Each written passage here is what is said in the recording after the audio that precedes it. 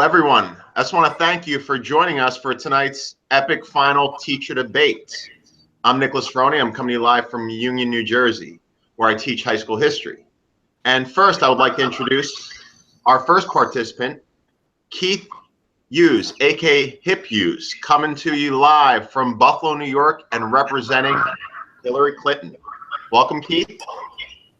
Hey guys, it's great to be here. Thanks, Nick. Thanks, Tom, for both of you doing this. As most of you know, I run Hip Hughes History on YouTube. I'm a teacher out of the great state of New York from Buffalo, and we're here to see if we can't do some justice to politics. Thank you very much, Hip. And I would also obviously like to introduce, coming from Clemson, South Carolina, Mr. Tom Richey. Thank you very much, Tom. Thanks for having me on tonight, Nick. I'm looking forward to a great exchange of ideas, how, to get together with my friend Hip Hughes and talk about ways that we can make this country great again in a week. I do have to say this is a little surreal because I look up to and admire both you guys. I don't want to have to be the person to actually break you guys apart if this gets kind of aggressive and a little violent. I'm glad you're in two different states at the moment, so we could keep it polite. So basically tonight, we are going to run a very traditional debate format where I'll present a question and a topic. The topics include questions based on education, immigration, Second Amendment, Homeland Security, foreign policy, taxes and economy, women, LGBT, and minority issues, the American dream, and one that you guys have a lot of, and that's character. So I say, let's just jump right into things, guys, if that sounds good. I'll give each of you about 30 seconds to a minute to discuss, and obviously the other person will have 30 seconds to a minute to rebut their comments. So let's get right into it. We're all teachers here, boys. Let's start with education. So first question is, so we'll start with you, Keith. How will your candidate improve education in America, and specifically public education for both teachers and students? Well, obviously, both of us, we're all teachers, so we understand, obviously, the issues that relate to education. And Hillary has a focus on early childhood education. We do believe in public education. There's room for charter schools, but we do believe that there is a role for government to play in investing. It sounds cheesy, but in our future. So we believe that universal pre-K starting at the age of 4. We believe that there needs to be a focus on rural and urban schools where poverty is an issue, including connecting with community colleges and daycare options, and really having the government play a robust role in education with the creativity laying at the footstep of localities. So we do think there's a balance to play there, but we certainly believe that there is a role for investment in early education with accountability, but we do believe that that's our future. Perfect. All right, thank you, Mr. Hughes. Tom, do you have obviously rebuttal? How does your candidate, as far as their view on American education and public education in particular? And of course, like Keith said, we're having a very vigorous dialogue about education. And as educators, if you ask teachers what their problems are with education, certainly you're going to hear about No Child Left Behind. You're going to hear about Common Core. You're going to hear about ways that the federal government and large corporations are working together to try to control our public schools, which really should be managed, at the top by the states, and really more than anything locally. And so I think that the biggest choice that we have here when it comes to education is that Hillary Clinton's education plan, like Keith said, I mean, it places emphasis on this, and this, and it focuses on things that the federal government can get more involved in.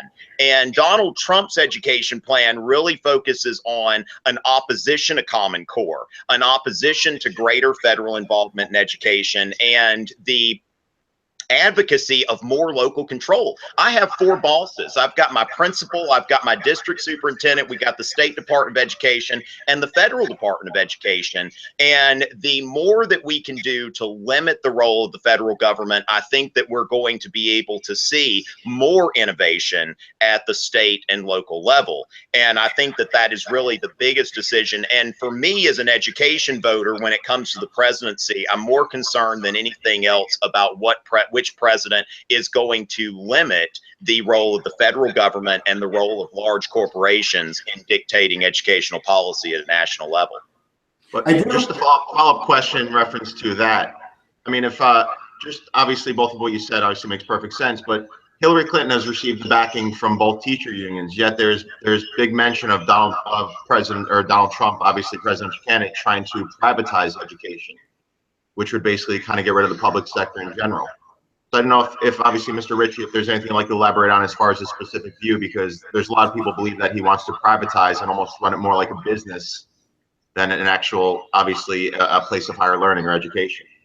Well, I don't feel like that is necessarily a bad thing. Now, I'm not saying as far as what people say that he wants to do, but I do think that, you know, when you take into account, you know, encouraging scholarship organizations and tax credits, and basically leveling the field of play so that people can afford a private education that aren't very wealthy, because really in this country, you don't really have a choice.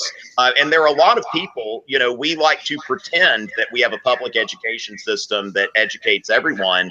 But at the end of the day, that's really not true. For anybody that's worked in an inner city school before, a lot of these kids are trapped. And I really think that school choice is one of the biggest civil rights issues of our time. And not that we should shut down public schools or anything like that, but I do believe that there should be less cornering of the market, less crowding out, and a greater emphasis on competition between the public and private sectors, and not, you know, something that can be done while not at the expense of the public sector. So, you know, I tend to disagree with the teachers unions in that I'm not really afraid of some of these things. Now, I do think that on the far side of this, there is that attempt by corporations to take control of education, and I don't support that. But I do I'm sorry, I'm private school, I should get a tax credit.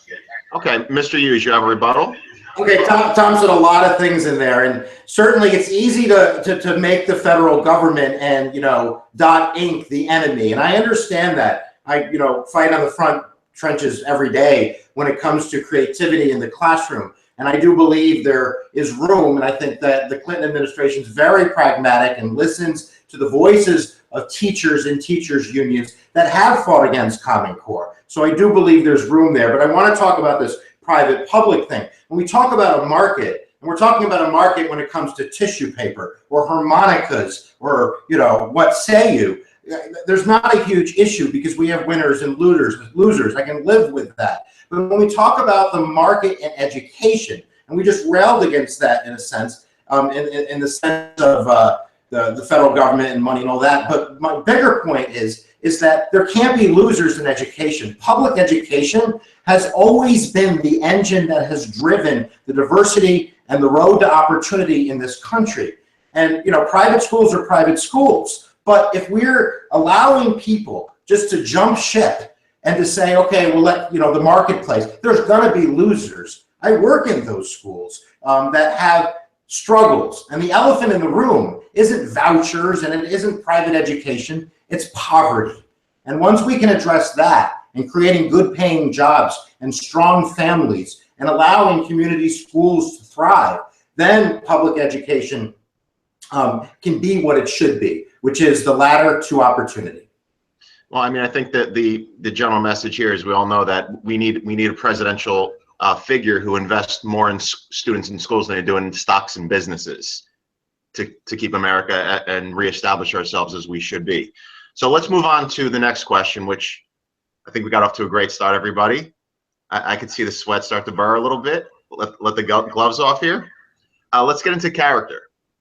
Considering that, you know, a great pair of hands that I've got here, by the way. They're so medium-sized. So let's get into character. It's no shock and no secret that both candidates are two of the least liked presidential candidates in the last 40 years. So now the question which I'd like to ask is, we'll start with you, Tom. What about your candidate gives them better, I would say, characteristics and character integrity than the opposing candidate? Why do they have better character? Well, I would say, first of all, that my candidate is not being investigated by the FBI. My candidate has never been investigated by the FBI.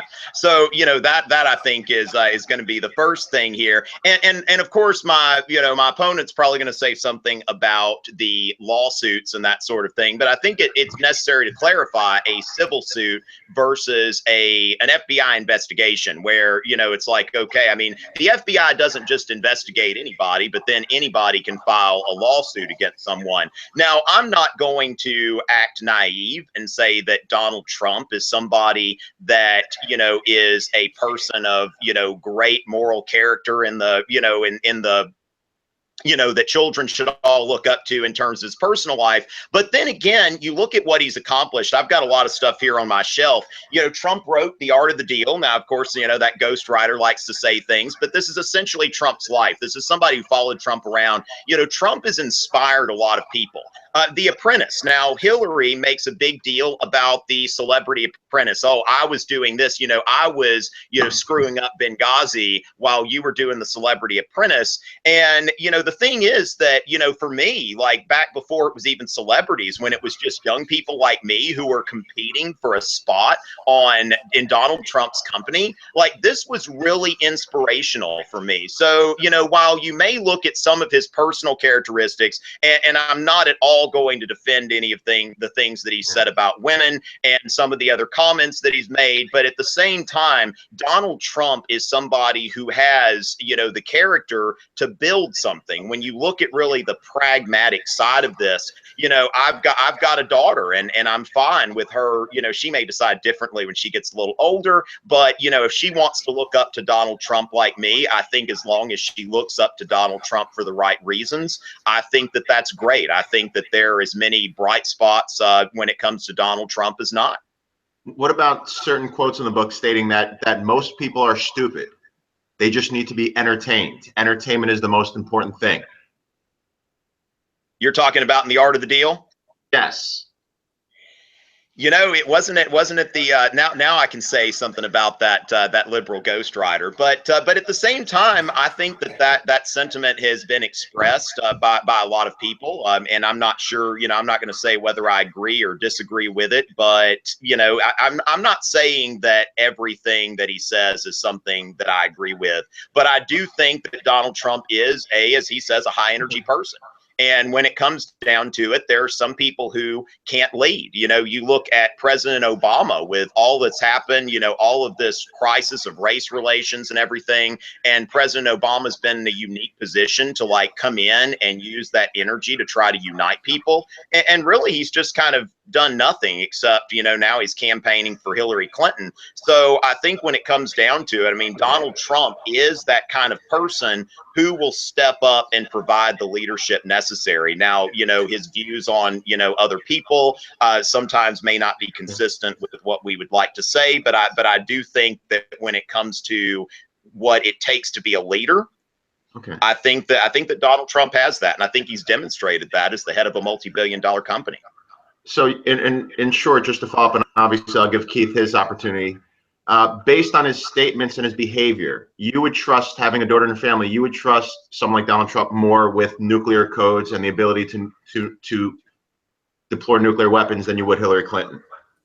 I think that there is a big difference between a tweet and a nuclear launch, that when it comes down to it, that when, just the idea, because the same kind of propaganda was used against Goldwater in '64, that you elect this guy, we're going to have a nuclear war. And then, Johnson ended up getting us into that quagmire in Vietnam. And so Hillary talks about Trump's temperament, and yet, she is talking, a game to Russia.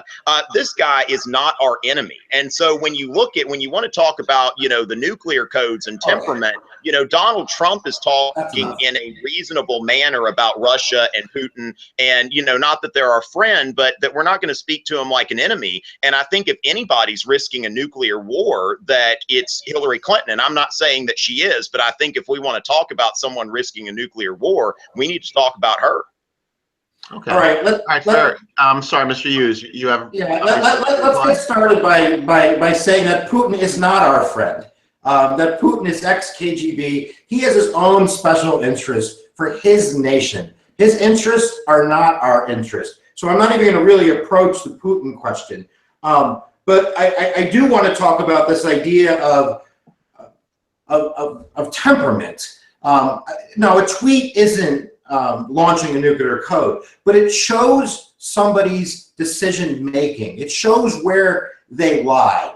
And if he can get provoked by a tweet, and we've seen him react, right, going after families and judges because that's what the rule is in the art of the deal. If you're attacked, attack back. If that's the mantra, I can't even envision what that looks like in the Oval Office. Now, Tom said that, you know, Obama did, you know, very little with, you know, inspiring people in race relations. I think that there's tens of millions of children that disagree. And I think that we can play the blame game in politics for a long time about where we are in civil rights and whose fault it is. But at the end of the day, the question was about character, right? And we could talk about Donald Trump's business dealings and how he built his empire with money from his father on the backs of the middle class, stiffing small businesses, declaring bankruptcy, taking advantage of tax loopholes, not paying federal taxes. But I won't say all that. First, I want to talk about what the question was, which is what about Hillary's character is, you know, an indicator you should vote for her over Mr. Trump. And it's in her life's actions. Look at one decision she made. When she graduated from law school, she could have went to Wall Street. She could have made $1 million. She could have gone and been a high roller, but she didn't. She made the decision to help children, to start preschools and help handicapped kids. And now we can go from there and go to a million letters of how she's been investigated by the right wing for 30 years. When they asked Donald Trump what he admires about Hillary Clinton, what he said, she's a fighter. She never gives up. That's the character I want in a president. Okay. So in reference to, I mean, just to elaborate more with the question of character too, obviously recently more issues over emails came out. It was also released recently that George Bush in his presidency has deleted over 20 million emails that were somewhat exchanged.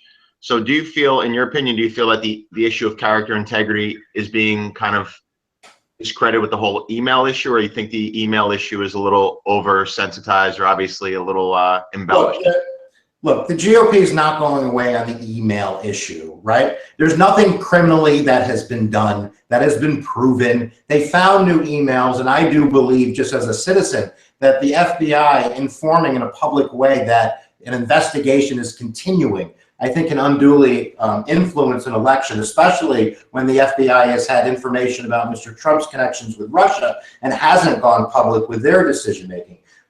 But I think that's neither here nor there. I think that the truth of it is they're going to do their investigations. They're going to cause more gridlock when we should be solving the problems of terrorism and education and healthcare. They're going to be investigating me. And I get that. And I didn't choose that as a citizen. I wouldn't say I voted for Bernie, but I did. But I do believe that Hillary has shown that she has an ability, even though she has all of these arrows in her, that she still can work with the other side.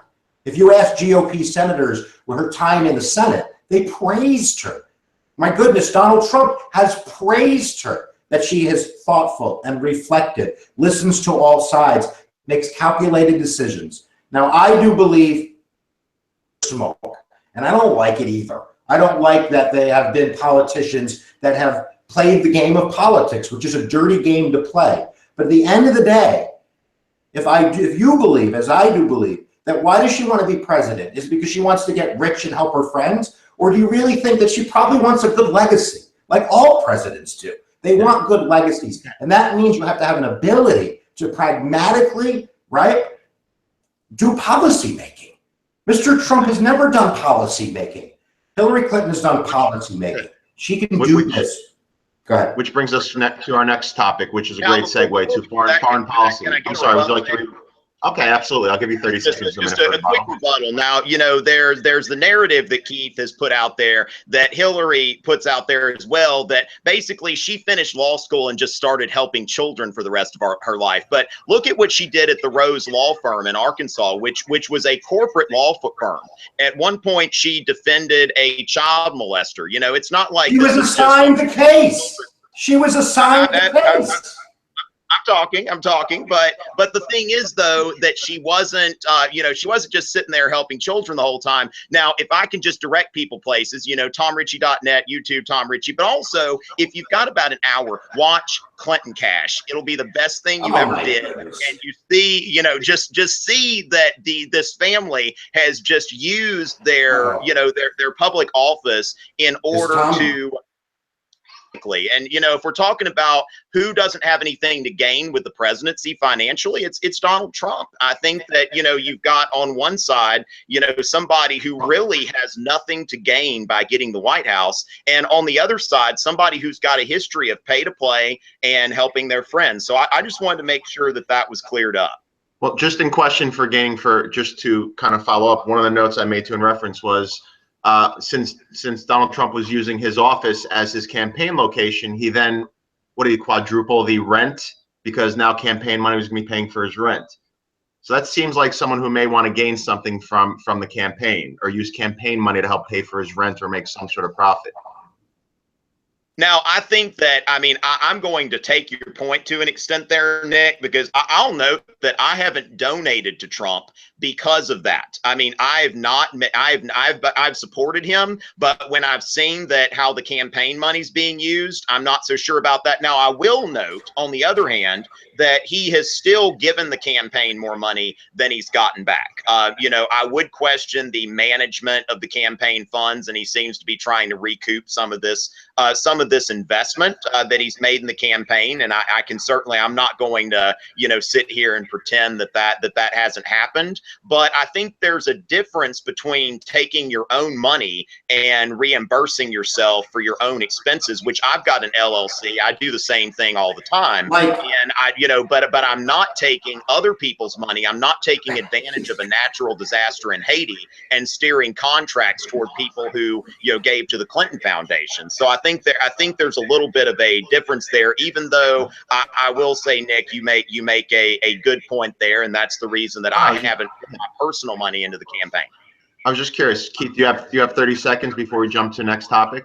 Well, I'll just tell people to look up the Clinton Foundation online and to look at their charitable work and their ranking. They have one of the best rankings out there. They've never personally profited in terms of bringing money into their home from their charity work. And I don't like the connections and all the world, but that's how the world works, folks. Let's have a moment of truth here, right? Policy making, Congress, it's a sausage factory. I'm a vegetarian. It makes me sick, but I want someone who knows how to make the sausage, right? And I think that Hillary knows how to make the sausage. And when it comes down to a gut level check about who is the stern, serious candidate, it's not even a contest. Go ahead.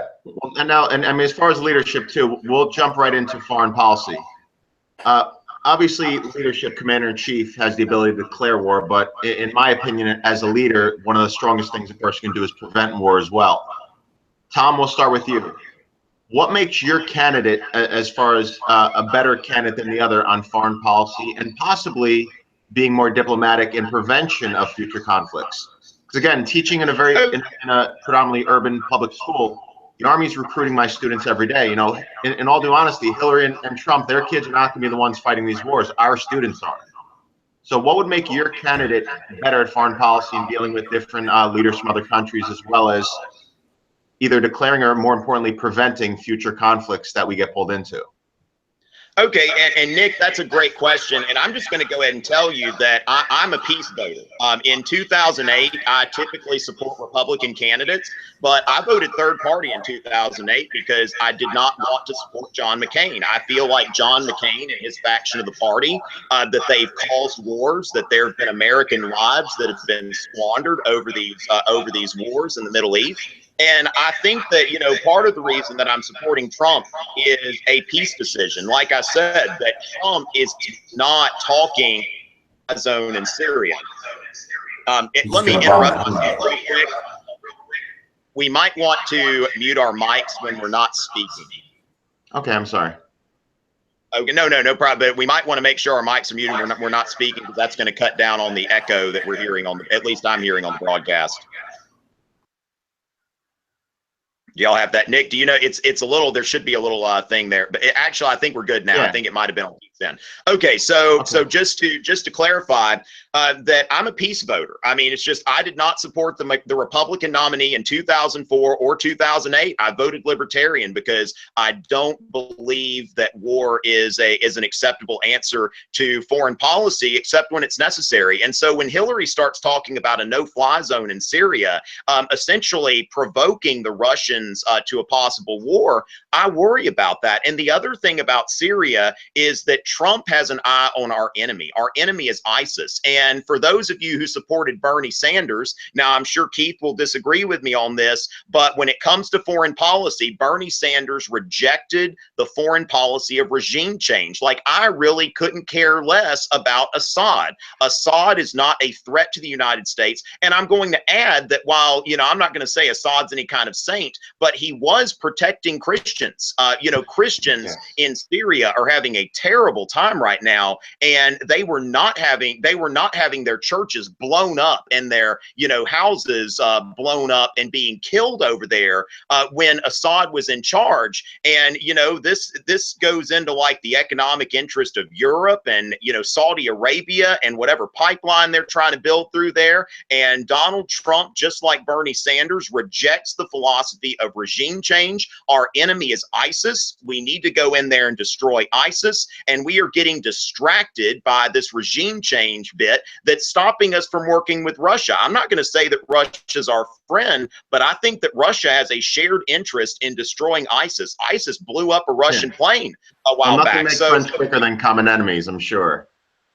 Absolutely. The thing is, I feel like Russia can work with us. They're a rational operator, and Trump's foreign policy is America first. And it's been a long time since we have had a president that has put this country first in matters of foreign policy. And I feel very strongly that for peace and for a sound foreign policy, that Trump is the best option. Okay.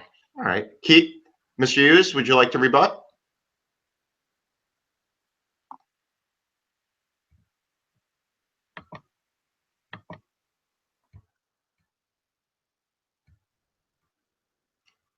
We can't hear Mr. Hughes.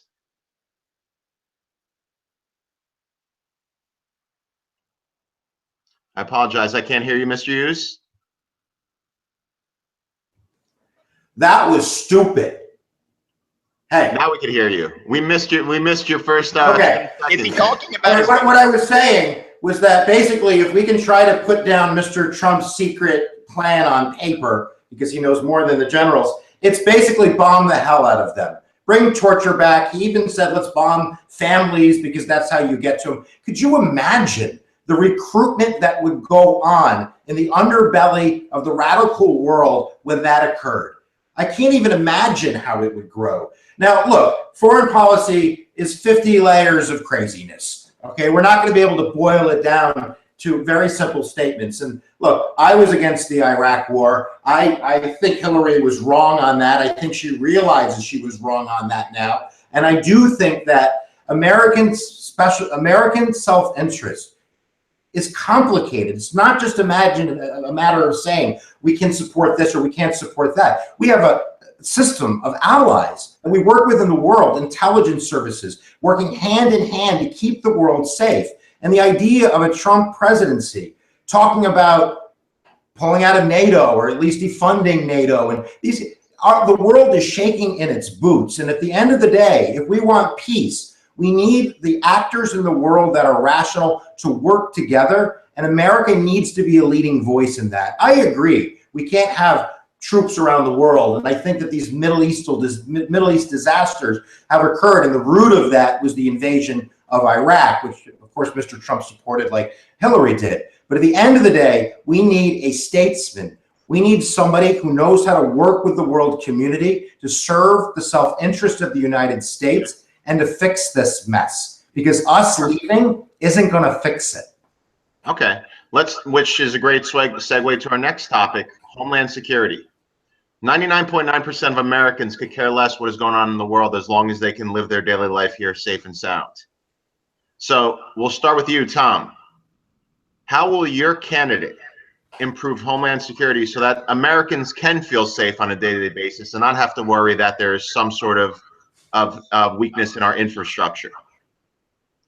Okay, thank you, Nick. Great question. 3 words: build a wall. All right, somebody's going to have to say it, and I'll go ahead and say that the wall, which one thing that we need to point out is that we already have a wall on some sections of our border with Mexico. This is not a novel idea, and not only will building a wall, not that it's going to fix, everything, but it's going to not only cut down on illegal immigration, but also there's something concerning about people being able to cross our borders illegally and to come into the country. So I think on top of having an illegal immigration issue, we have a Homeland Security issue if we don't have a secure border. And Donald Trump has been endorsed by the Border Patrol Association, by the police officers associations, and we see here that people who want law and order in this country are supporting Donald Trump. When we look at this thing with the Syrian refugees, who really thinks that we have any idea who these people are that are coming into the country? Like, no matter how much our political class assures us that these people are being vetted, you can't go into a war-torn country like that and do a proper vetting, extreme vetting as Trump calls it, but you can't vet these people. And, I think the idea of assisting with safe zones in the Middle East and, saying that, look, we are going to hold Middle Eastern countries accountable. This should not just be Europe and the United States, that this is a problem in the Middle East, and we need some help from our allies in the Middle East. But this does not need to become our problem, where we're bringing thousands of people into this country who may or may not love the United States, who may or may not share our values. And I think that this is a serious problem. And I think that Trump is willing, and also, I think that he's stepped back from the Muslim ban, but he's willing to do things to make this country safe, even if they aren't politically correct, even if they make some people uncomfortable. And that's what a leader does. It's like, we don't want to be seen as not being nice, but, Donald Trump, a person who loves this country and wants to put this country first, is going to make sure that people that come into this country love this country and its people. So you don't think it is, just to elaborate again, having an Italian grandfather who was discriminated against when he came here? All of us are immigrants. I'm assuming neither of you guys, including myself, are full Native American. So do you think it is a little bit hypocritical for us to basically say that we should not only eliminate but isolate ourselves from allowing anyone from outside countries in, considering that the thing that made us as most exceptional was that we were more of an embracing country, that we were built on diverse cultures? Now, if we're kind of segueing into the immigration thing, I don't. We'll get to immigration. It was just more or less. Okay, because I do think, if we're tackling that topic later, I do want to note that, our country, the idea that our country has always been welcoming, we all know as teachers that's a myth. Especially when there have been large waves of immigration, when you think about the Irish, the Chinese, as you said, the Italians, the Poles, and the Greeks that came at the turn of the 20th century, that this country, and really any country, is not necessarily going to be welcoming, when immigration is above a certain rate and people feel, unsafe or that it's out of control. Right now, there are more people in this country who were not born here than at any point in the last 100 years. And I think that we do have a concern now. While we do value immigration, you know, it's been almost 400 years since my relatives got here, but you know, my ancestor was, I call him one of the first illegal immigrants to the United States, because he was at Jamestown at the time of the 1622 Indian Massacre. And, you know, that was really a reaction of these illegal English immigrants that were coming in and taking over the place. But I do think that, you know, the idea of our country being in control of our immigration process is important. And I think most Americans would agree with that. And I would agree that you belong here more than myself. So, Mr. Hughes, would you like to comment on that?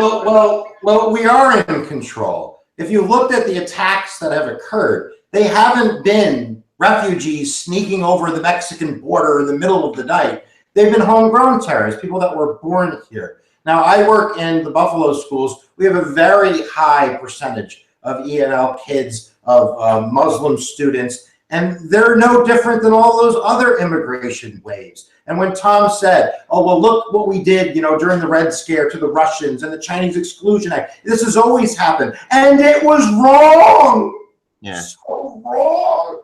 And we do have the capacity. See, I believe that we put a man on the moon, and we built the interstate, you know, highway system, the transcontinental railroad, that we can do things. And this was about national security, right? National security, at the end of the day, you know who's going to be the best help to us? It's not going to be the guy with the Confederate flag sticker on his truck that's out hunting Muslims.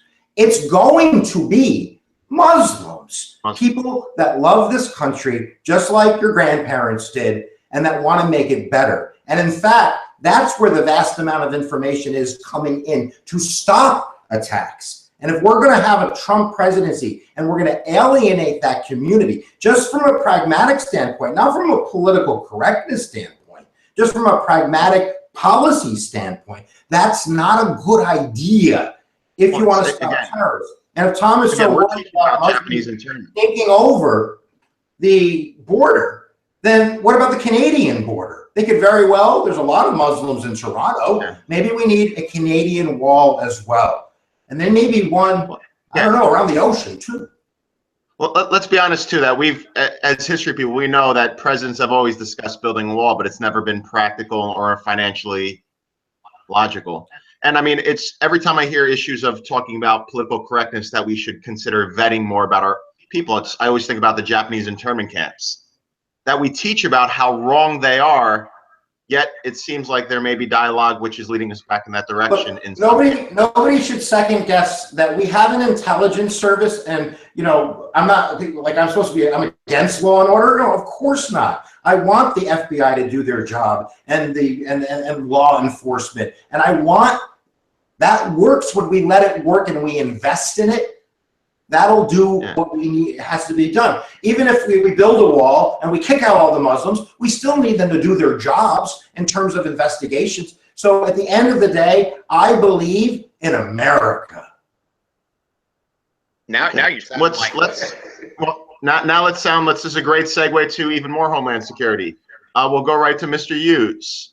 Why, if your candidate is ensuring American safety and making Americans feel like she can keep them safe, why did the NRA back your opposition, or why did a party like the NRA back your opposition rather than you? Well, look, I don't think that the NRA is worrying about terrorism as much as protecting the Second Amendment in a 100% viewpoint, no matter what. Look, if we want to talk about protecting us from terrorists, how about making sure that if you're on a no-fly list, right, that you can't buy a gun? How about that? And then people that go, oh, my liberty, what about my liberty? Lots of people have to give up a little bit of liberty for the greater good.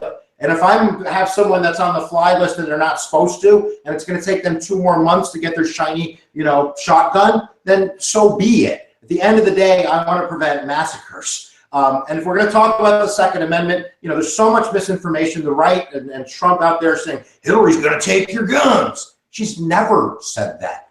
All we're talking about is talking about regulation, talking about gun safety. And then the NRA, you know, they're going to pop their cork and they're going to fight, you know, her on everything and call her everything in the book. But we can certainly have disagreements in terms of the level of regulation. But even those on the right that are against Hillary and they say these things, even they believe in some regulation. They believe that, oh, background checks, okay, the basic background check, and then we might be arguing about private sale checks and stuff like that. But let's not mistake this for, you know, one person's for guns and one person's against guns. You can believe in limited regulation and still believe that a family can defend themselves with their gun or go out and hunt with their gun or whatever. There's a lot of gray in this world. Nothing is just black and white. And sometimes in politics, labels, you know, they don't do policy justice. There's nuance. And the Constitution has evolved over the years and been interpreted in many, you know, very layered ways when it comes to regulation and amendments. No amendment is 100% pure. You can't go out and yell, I love bombs on the plane, right? You can't go out and say, oh, you don't have a search warrant, so I'm going to dance in front of my window when it's open with the dead head of the body I killed. You can't do that. So every amendment has, you know, that interpretation that occurs in policy with the court and with the legislative branch and with the president. So I do think that we give it, you know, an injustice in terms of how we define this debate when it comes to guns and Homeland Security. Okay. You can believe both in civil rights for African Americans and in police doing their job and being a law and order person. It's not one or the other for most Americans. Okay, I mean, now this is a great opportunity for me to ask a question to Tom, and not to get away from Second Amendment rights, but First Amendment rights. There are many people who are a little nervous that your candidate continues to basically infringe upon certain people's First Amendment rights as far as freedom of press, freedom of speech, or even freedom of expression, considering he's kind of cut ties with certain news stations or publications that were not as friendly to him. How do you feel your candidate would be towards the First Amendment, considering if he is elected? Do you feel like he would infringe upon First Amendment rights? Well, I get a chance to respond to this. Absolutely, absolutely. Okay, because we definitely have 30 seconds to respond. Oh, okay, but the thing is, let me go. If you don't mind, let me go ahead and let's kind of bury the Second Amendment stuff. Okay. All right, First, because the thing is, it's like, you know, I as you know, as a Republican, or at least a Republican leaner, you know, I believe in freedom. Now, I went to the Netherlands where, you know, you basically can only have a gun if you're a target shooter. It's in a safe. You can't defend your house with it. If you shoot somebody that got into your house, you've committed a crime. Now, I think that the Democrats, you know, are in a lot of ways just dishonest about this stuff. And the things that they say they want are really, they're not going to do anything, because I remember a moment in the Democratic debate where the candidates were asked, like they said they all wanted to ban the sale of assault weapons. And when they were asked, well, would you support confiscation of those weapons? They all said no. And so the thing is, all this is doing is making it more difficult for certain people to buy a firearm. And for me, I think that we need to, when we talk about rights, they need to apply to everybody equally. And Keith, you've used the most ridiculous examples, like when we talk about a guy dancing in front of a window, you know, naked or whatever with a body. That's not the Fourth Amendment, because you can see in the window. I mean, the thing is that rights are rights. And if somebody has a right to bear arms, then they should have the same right as everybody else in the country. And when it comes to these no-fly lists that where there's no presumption of innocence, you know, I worry about that as somebody who is for civil liberties, because, you know, you're saying that we want to apply this constitutional right differently to different people. And the other thing is, sure, Hillary's never said that she wants to threaten the Second Amendment, but they don't say that because that's not politically convenient. And the way that they want to do that is to put people on the court that are going to gut the Second Amendment, to where you create classes of people that don't have the same rights as everybody else in this country.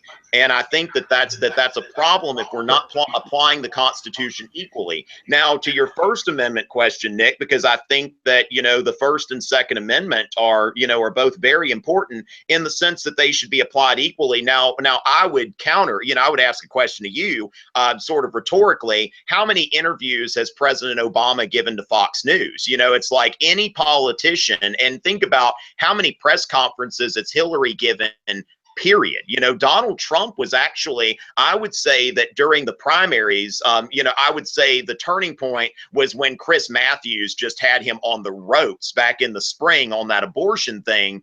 And Trump kind of backed off from a lot of the media in general. But I would say that really Trump has just started to act more like Clinton. He has started to become more selective about who he interviews. You're not going to see Hillary Rodham Clinton on Sean Hannity. That's just not going to happen. I think that all politicians do that. So I don't think that Trump represents any kind of meaningful challenge to the First Amendment. And if I did, I would be the first to say so, because I approach this largely as a as a liberal, really, when it comes to social issues. So I think that when it comes down to it, Donald Trump is the candidate of equality, the candidate of freedom. All of this talk about Trump wanting to deport people who are U.S. citizens, it's just not the case when we think about Japanese internment. This was wrong.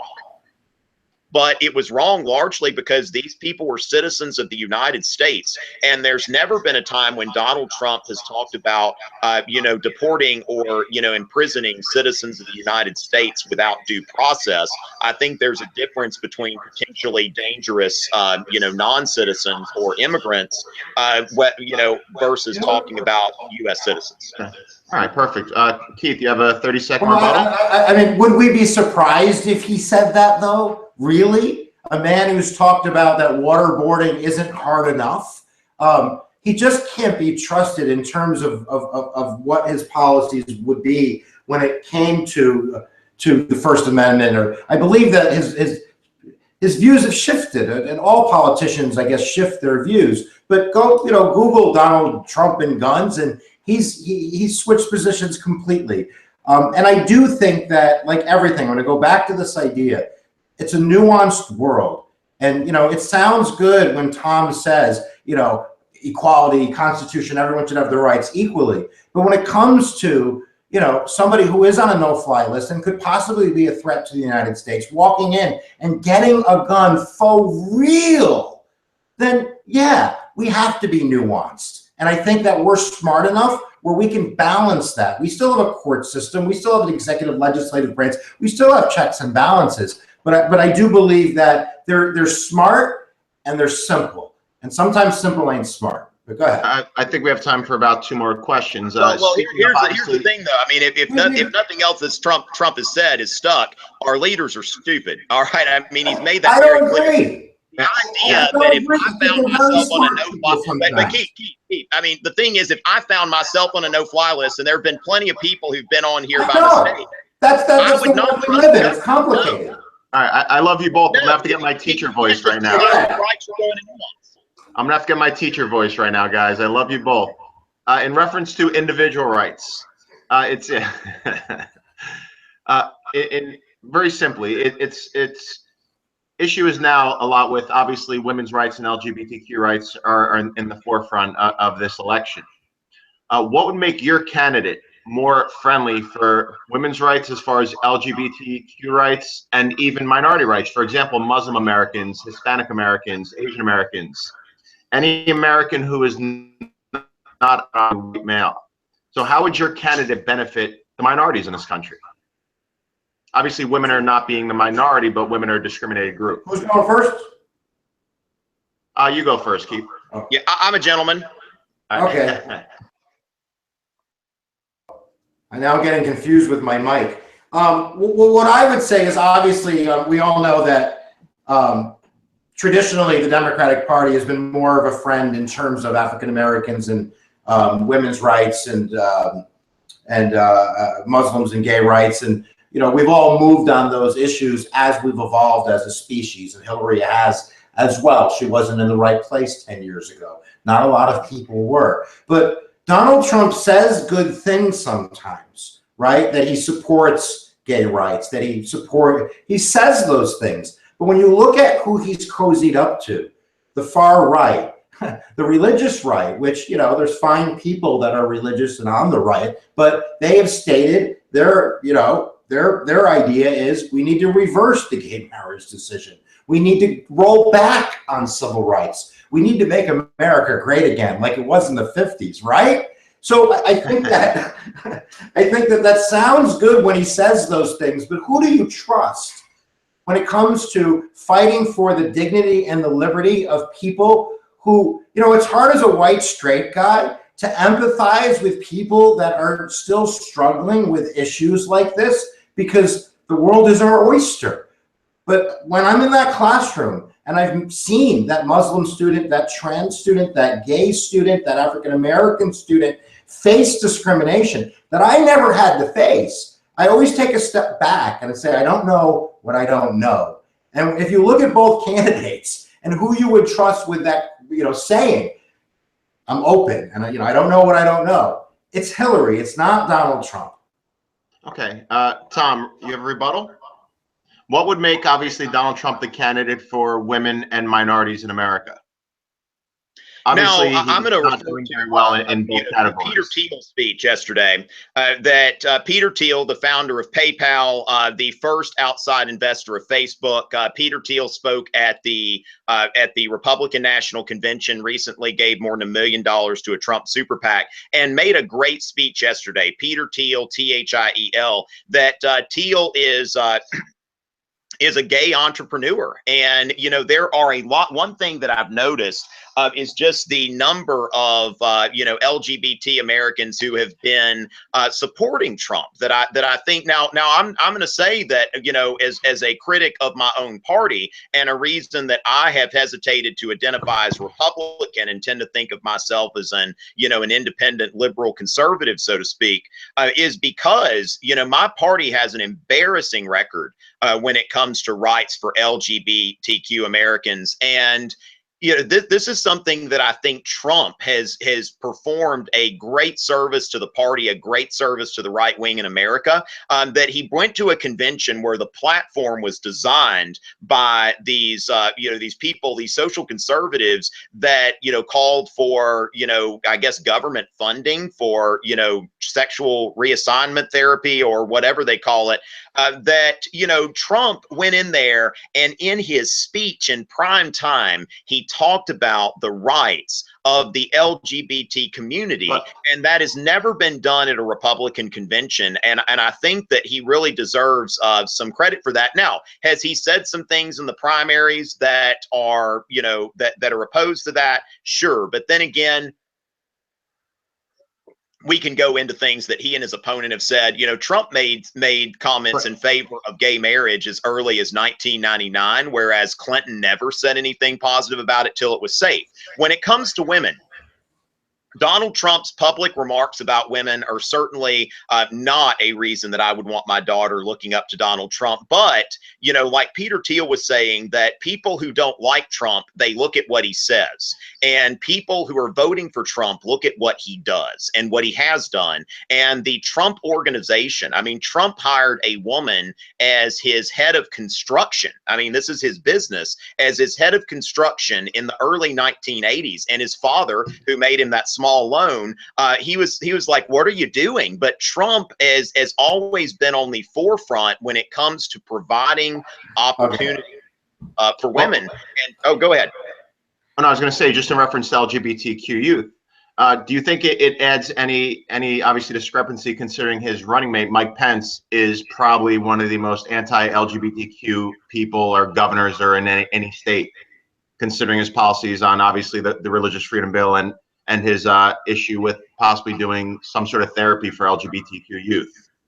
I think Nick, I think that's a valid concern. No doubt that's a valid concern. But at the same time, we have to understand how politics works, and we all understand that, you know, Trump had to reach out to the people who voted for Lion Ted Cruz. You know, people who are very socially conservative. Absolutely. That's a wing of the party. Absolutely. Let's see if you'll shut that mic off for me. Okay.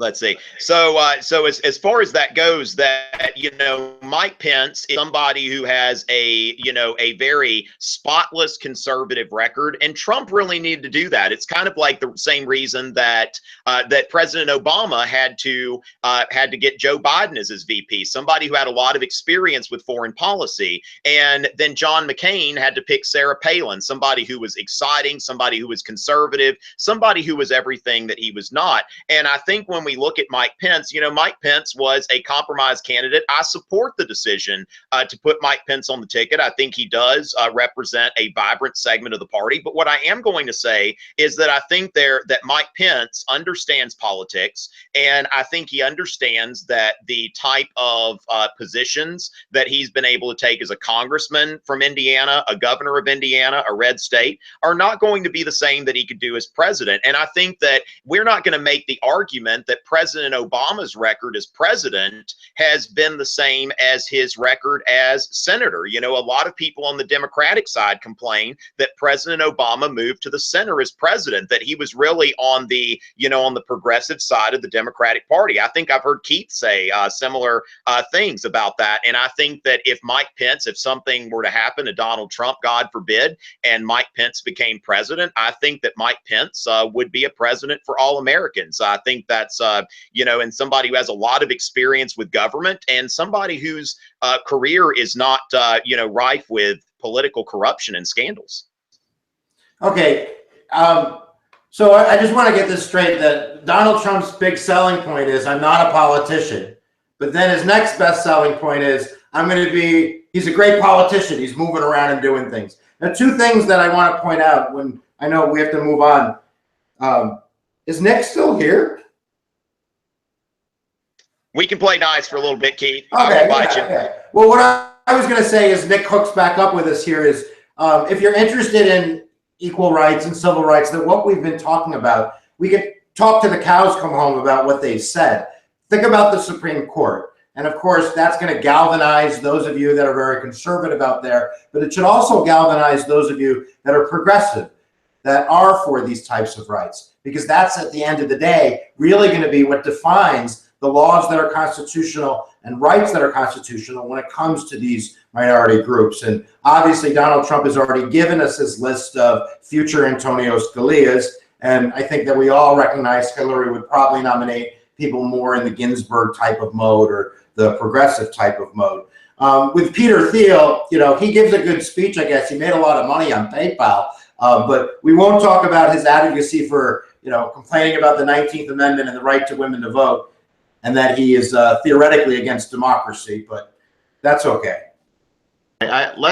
Obviously, I feel like we can have a 3-hour debate. No, I think we should move on. Yeah, I think now, right now Peter Thiel, actually, people should look into him a little more, because there are these generalizations that people make about him. And of course, that's in our soundbite culture. I would say that Peter Thiel is a very interesting guy, very, strange guy, but don't take what we're saying about him. Look into him yourself, because when, people say he's against democracy, this guy is really a big time freedom advocate. And I think, just listen to him in his own words instead of making a judgment.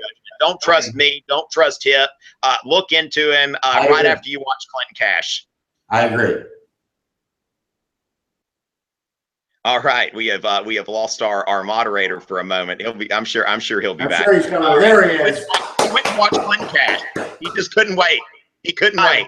I have orders coming to my door at 9 o'clock, so I'm running back and forth. I'm sorry. So what I'll do, guys, obviously this is something that go on for a very long time. So, so what I'd like to do is probably give you both 1 minute closing argument, as far as give us a 1 minute speech on why you think your candidate should be the one that, wins this presidential election. So we'll go with you, Keith. I get to go first. Awesome. I'll go back to my original statement. Being president is a very difficult job that requires the utmost intelligence, reflectivity, ability to compromise, ability to work inside the system and outside the system. And that's been her life. She's probably more prepared for this job than any human being on earth. And I think that we can all agree with Mr. Trump that she's a tireless fighter. She's somebody that's going to go in there and do whatever she can to make policy happen, including reaching out to Republicans. And I just hope we don't have the same experience when she wins that we did with the GOP when it came to Obama, a just say no to everything answer. That's not good for the Republic. We need to work with each other. And I think that she might be able to break that gridlock. Obama couldn't. He couldn't break, that cement they laid down on him early in his presidency. And maybe that's his fault as much as the people who laid the cement. But I have a feeling that Hillary Clinton eats cement for breakfast. So I think that she's the best person for the job, really, out of the two of them that's going to be elected. I think that, it's a scary world out there. And Donald Trump's a scary man. Okay, my next question, will you be moving away if she is not elected? No, I'm a freaking American. No, I'll sit here and I'll protest and fight and lobby, and you should too out there in the internets. Absolutely. All right, Tom, what makes your candidate the best candidate to be our president? Now, first of all, let me talk about my candidate's capacity for kindness, because Keith has referred twice to what Donald Trump said about Hillary being a fighter. At the end of the second debate, both candidates were given an opportunity to be gracious and to say something nice about the other. Hillary chose to cop out and say something about Donald Trump's children. Donald Trump decided, you know what, let me have a human moment and say something nice about my opponent. And I'm glad that Keith has zeroed in on Donald Trump's humanity. Now, Hillary Clinton has a lot of experience, but it's bad experience, all right, that we think about, when you try to name an accomplishment, you think like Benghazi, emails, all this other stuff. What about her attempt at healthcare reform? Nice fighting there, Hillary. That was a failure. That Hillary's record is a record of failure and non-accomplishment and occupying offices. And we don't need somebody who is occupied an office. We need somebody who will build things. Trump will build a wall, and people say, oh, a wall won't work. Well, you know what? If there had been a wall at the Cincinnati Zoo, Harambe would still be alive today. And, this is something that we need to protect our country. We need to make America safe again. We need somebody who will come in here and destroy this false consensus that people like us with college educations, we say everything's fine. Yet these people in these failing inner city schools, these people who don't have college educations, these people who are less fortunate than we are, it is not okay. And we try to tell ourselves that it is okay, that America is great. But if you are undecided right now, if you've already made up your mind, please vote however you want. But, if you really want what's best for America and to make America great again. What year? What year was America great? Let me interject really quick. What year was it great? Let me interject really quick. Now I would like for you to say, Keith, can you please say something nice about Tom? Tom's YouTube channel is awesome. He's got Southern charm. He's got more content than a freaking internet in his head. And he's really interesting to listen to. And certainly if you're in school and you need help in history, if I'm not your guy, Tom's your guy. Check out his channel, Tom Richey on YouTube. And he's always been a gentleman. He's my Southern brother from another mother. Absolutely. Now, Tom, now your opportunity to say something nice about Mr. Hip Hughes. I'm glad that you said that, Nick, because almost 4 years ago, I was recording videos and I had no idea what I was doing. These videos, I look back at them, they were awful. And I was trying to figure out, I thought it'd be pretty cool to be on YouTube. And, I saw Keith's channel and I sent him an email, and he took time to watch my videos and he sent me a word of encouragement. I've got the email somewhere. I haven't deleted all of mine, whether 33,000 or 20 million. But, Keith wrote back to me and he said, look, nice to you, man. Turn that mic off.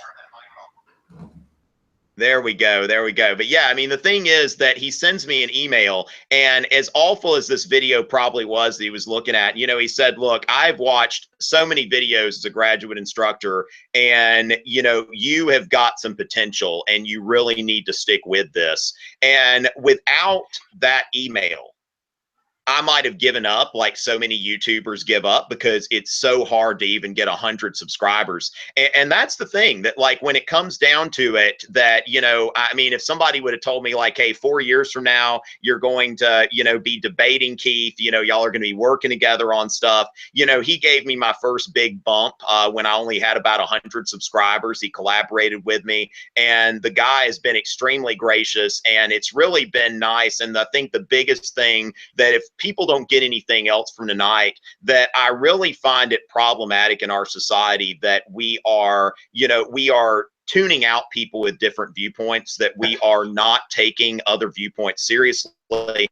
And we're taking it personally when somebody disagrees with us. And I think that really it's like, you know, Nick and Keith are on a lot of ways the other side of the spectrum for me. But at the same time, if you sit down and talk to somebody and you get past the candidates, you really realize that you share a lot of the same values. So, you know, I think that, you know, and plus, you know, and Nick, if I can just say something nice about you, it's just all of the things that you've been doing for, you know, LGBTQ children that are suffering in schools has just been an amazing inspiration, and has really made me think about, you know, just the way that that I conduct myself, and it's really caused me to be more sensitive as a teacher than perhaps I would have been otherwise. So I think that's really the best thing about a debate like this, is just the opportunity to get together as teachers and to establish common ground and to create a space where people can express whatever opinion they want without judgment.